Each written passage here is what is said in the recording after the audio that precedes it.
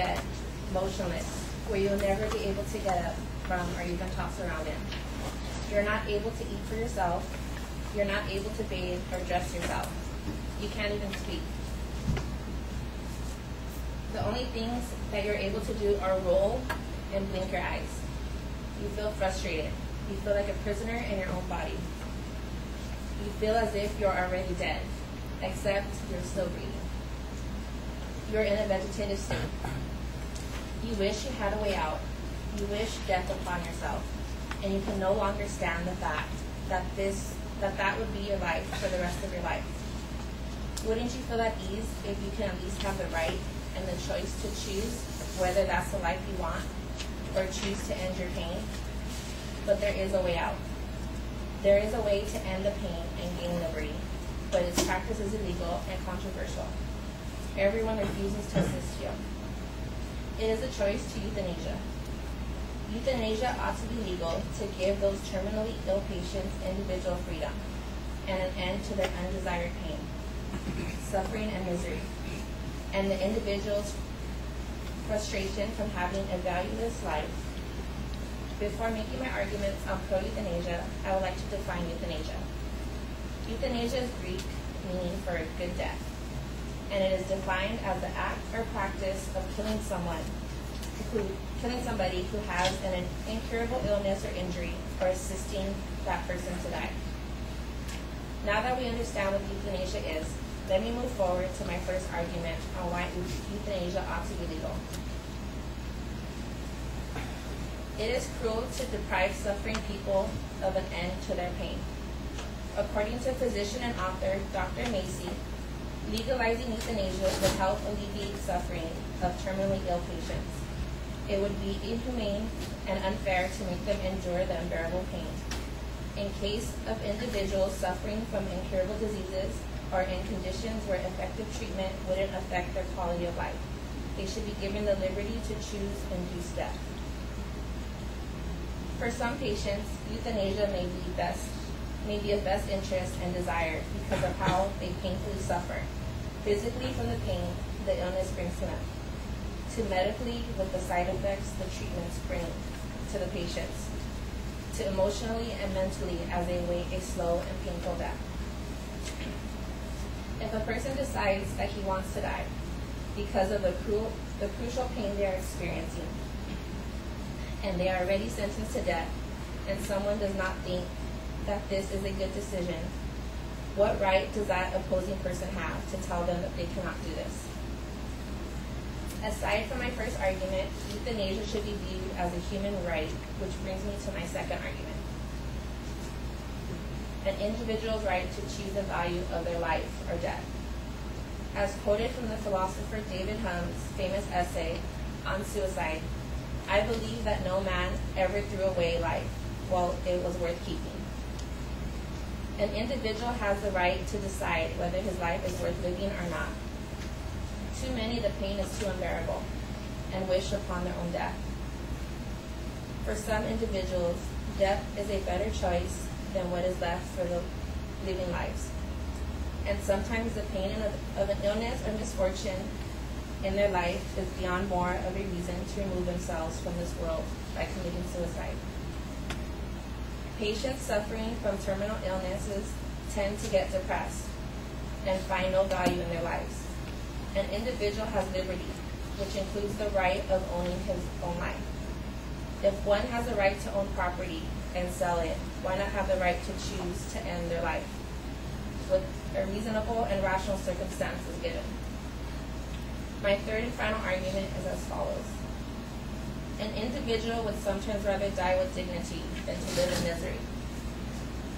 Right to maintain human dignity, this argument is similar to the concept of the good death, except that the objective is to avoid a poor quality life during the dying process, rather than seek out a particular idealized way of dying the good death. And that was quoted by Brandie Persuasive. Individuals may sometimes also turn to euthanasia rather than life because they know that if they choose life, they will not have a normal, proactive life, thus making them a burden onto others, such as their family members.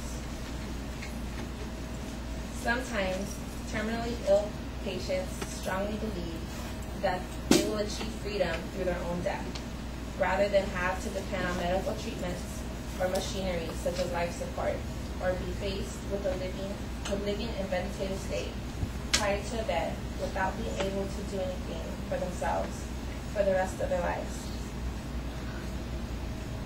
There are so many more powerful reasons to be in favor of legalizing euthanasia that I have not had time to address. I hope we can separate our emotions and our fears of losing a loved one from the reality that they are the ones suffering in true pain, physically and emotionally, knowing that they might not even make it till tomorrow. Do we really want our loved ones to live the rest of their lives in pain?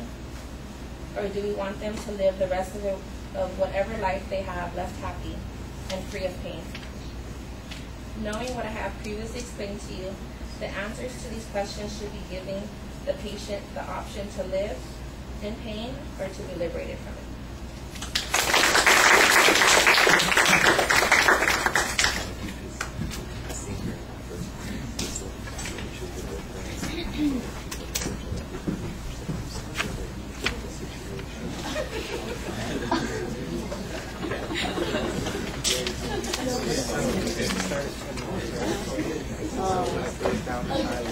Well, you got that a lot.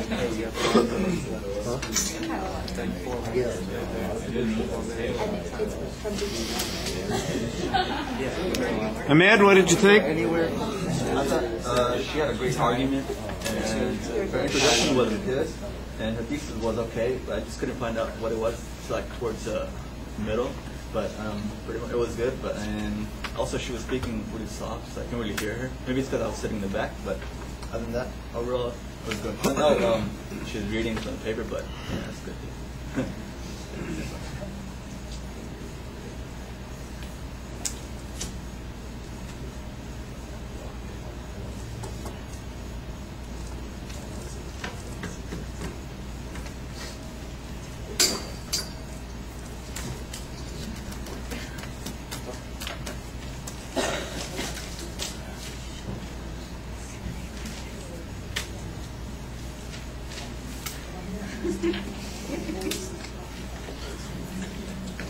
All right, the visualization's okay. It's a little dramatic. It might have been better if you had an actual example to use there. I hate the statement that it's pro-euthanasia. Just tell us what your point of view is. Don't go with this catchphrase, the pro and the con sort of thing. Make the declarative sentence and tell us what your proposition is. I thought you'd already done that when you came along with that. It just is annoying. You need to structure it a little bit more clearly at the beginning, but internally you had very clear signposts and it was easy to follow. There are a couple of issues that are logically problematic. You set up what appears to be a dichotomy that we only have these two choices, to live in pain or to die. There's not any discussion of whether or not there is an option to live without pain or to die with dignity in some other way. And those are the general arguments that are made against accessing euthanasia, and I heard no discussion of those points whatsoever. There's some philosophical issues that you present that you're arguing for. So there's a value claim that people ought to have control of their own lives and be able to make those decisions. And I think that that's a reasonable argument to make. But you set up the argument, you make the argument, but you don't talk about what the counterclaims on those particular positions are. I'm a little suspect when people are making the decision on the basis of what's going to be comfortable for their relatives.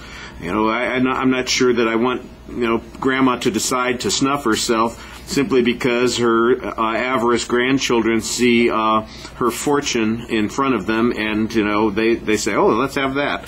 Get out of the way, Grammy.